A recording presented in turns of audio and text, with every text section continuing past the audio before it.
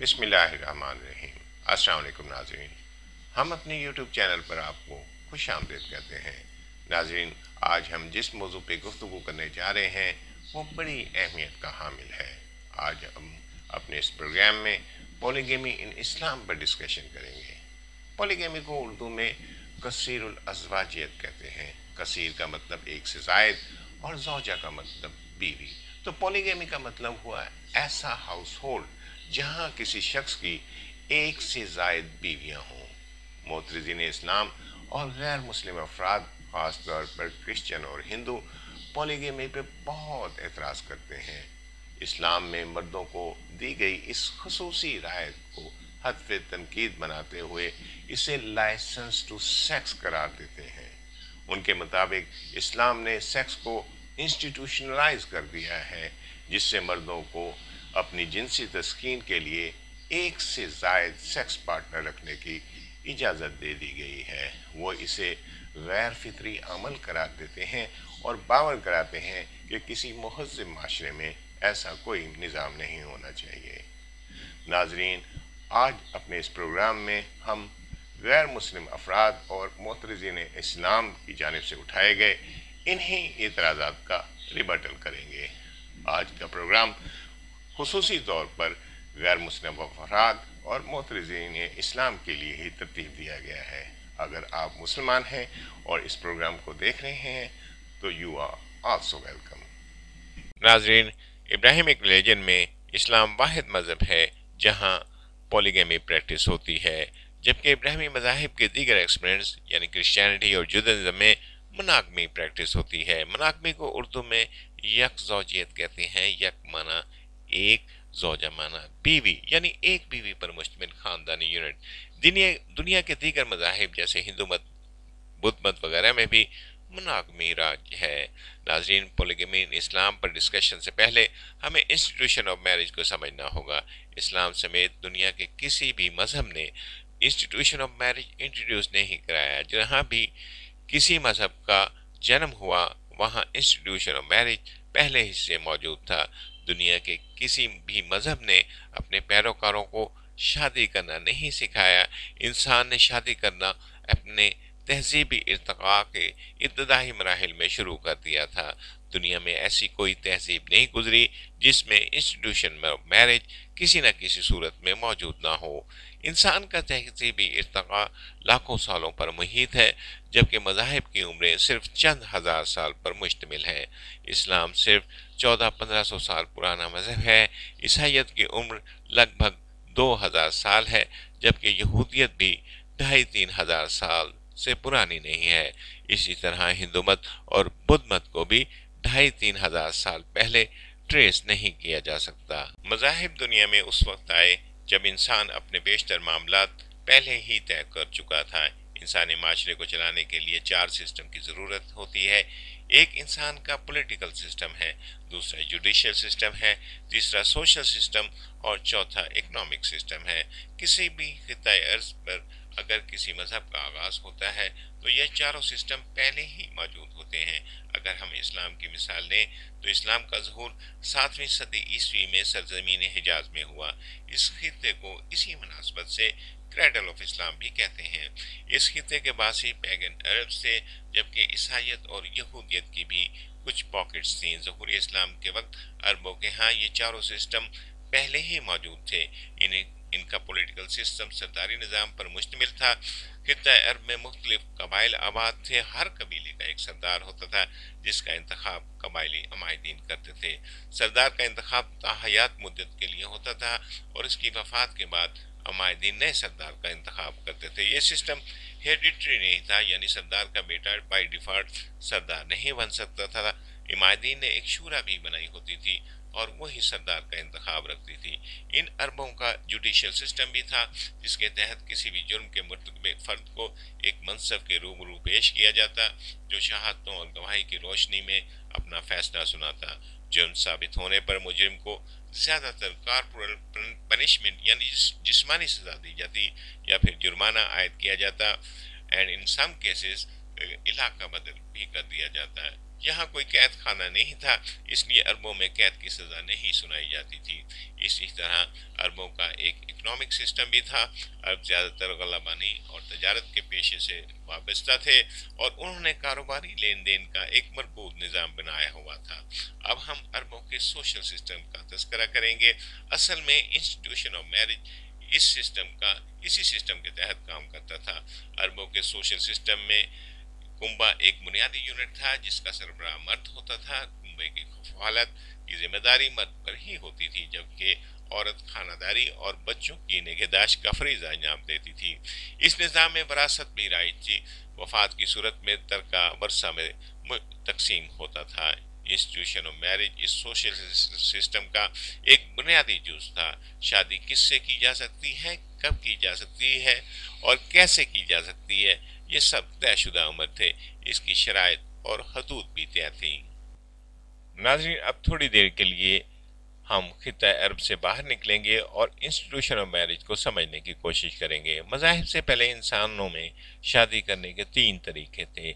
इनमें से एक तरीका मोनोगमी था, एक शौहर एक बीवी पर मुश्तमिल फैमिली यूनिट, यानी किसी कुंबे का में एक वक्त में एक ही शौहर होगा और उसमें एक ही बीवी होगी। तलाक या जीवन साथी की वफात पर दोनों मर्द व जन को दोबारा शादी करने का हक होगा, यानी अगर किसी की बीवी फौत हो गई, उसने तलाक दे दी, तो वो किसी दूसरी औरत को ब्याह कर अपने कुंबे का हिस्सा बना लेगा। इसी तरह औरत भी शौहर की वफात या तलाक की सूरत में अपना नया जीवन साथी चुन सकती है, लेकिन हर सूरत में कुंबा एक शौहर और एक बीवी पर मुश्तमिल होगा। शादी करने का दूसरा तरीका पॉलीगमी था।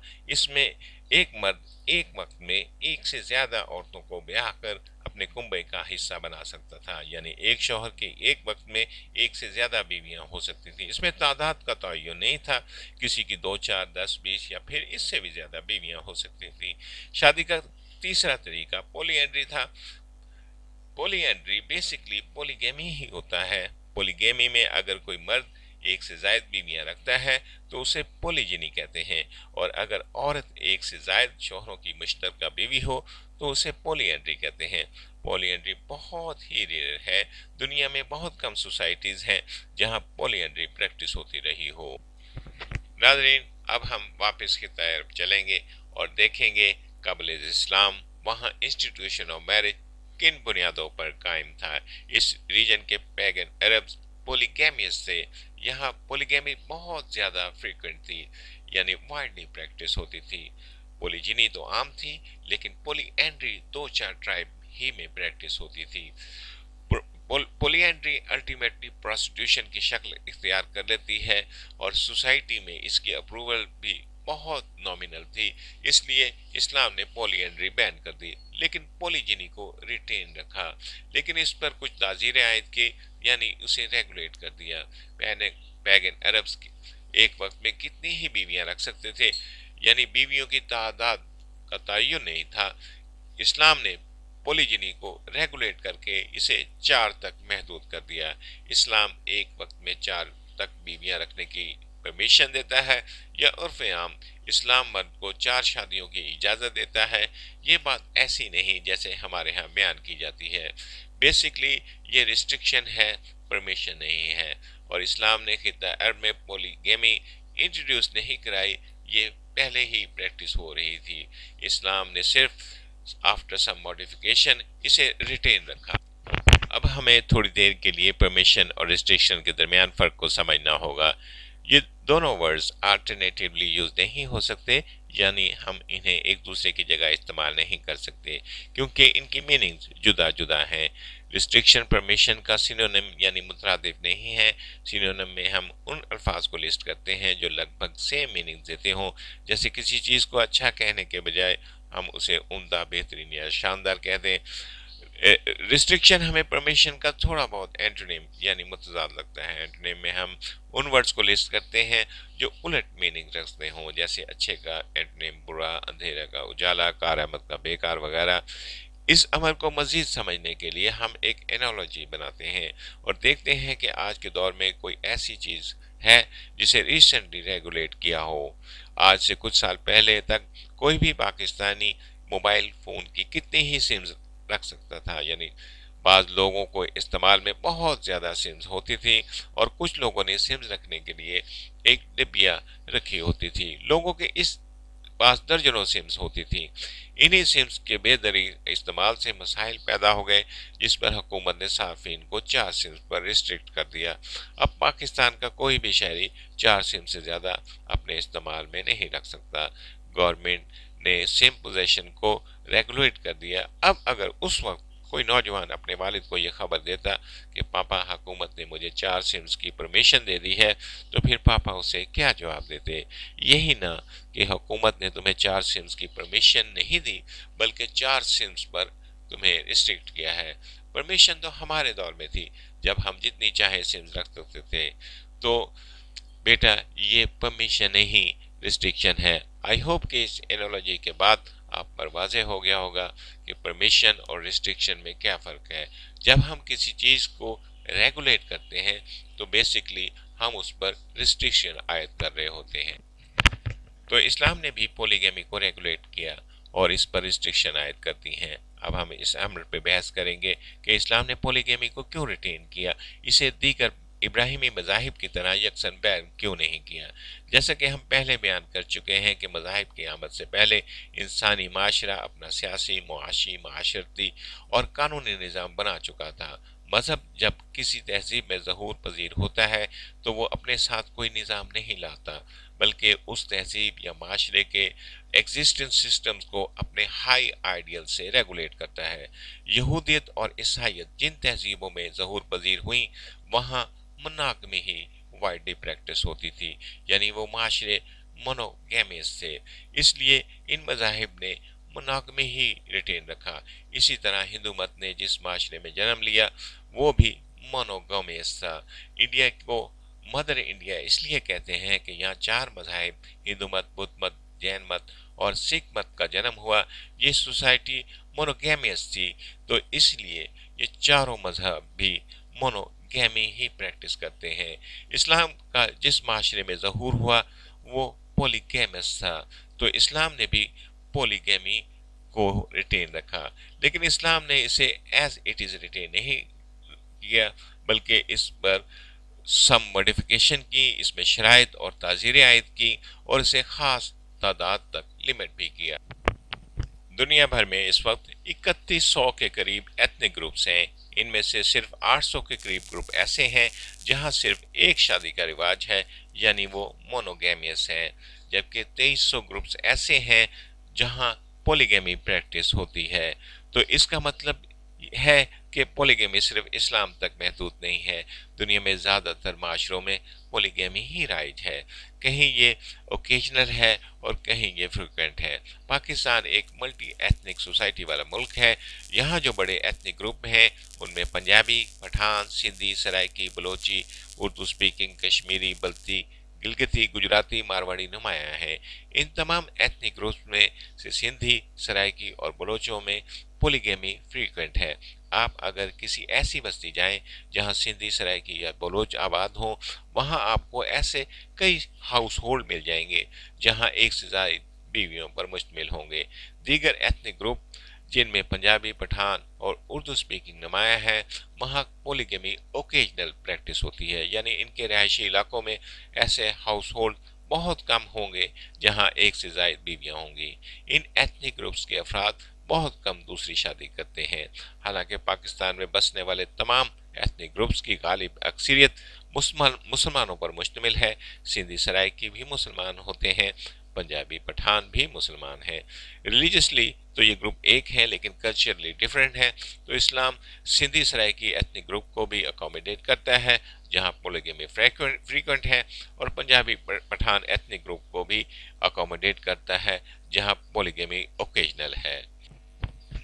इस्लाम ने इंस्टीट्यूशन ऑफ मैरिज में पॉलीगैमी इंट्रोड्यूस नहीं करवाई और ना ही वो अपने एडहेरेंट्स पर इसे इन्फोर्स करता है, बल्कि वो अपने एडहेरेंट्स को चॉइस फराहम करता है कि जो सिस्टम भी उनके एथनिक ग्रुप में राइज हो उसके मुताबिक वो इंस्टीट्यूशन ऑफ मैरिज कायम कर सकते हैं।